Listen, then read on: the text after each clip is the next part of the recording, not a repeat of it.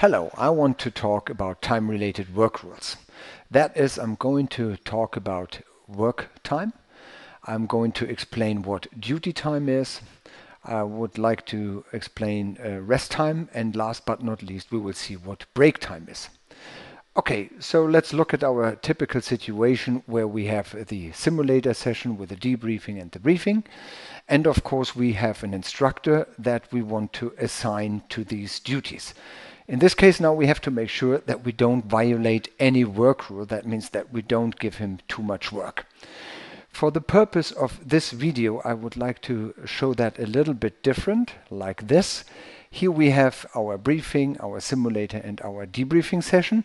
And also in this example, I assume that we have a break here. So 2 hours break, and after the break we have another session, let's say a ground training session. So we have 1 hour briefing, we have 4 hour simulator session, we have 1 hour debriefing, we have 2 hours of break and another hour of ground training. Now, how do we compute now in this area our work time? From here to here, we have a work time of 7 hours. That is because the breaks are not included in the work time. The work time is only 1 hour briefing, 4 hour simulator, 1 hour debriefing, and 1 hour of ground training. We do not include the breaks.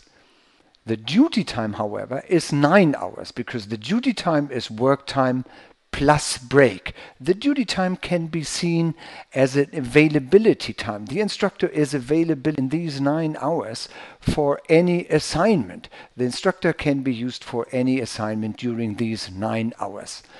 Also, something else has to be pointed out here. It is not required to have the whole duty in one day. It might be the case that here we have midnight, meaning that the simulator session starts at 10 in the evening and goes until 2 o'clock next morning. That also has to be observed. Now, after this, we have to give him rest time. So this is our rest time.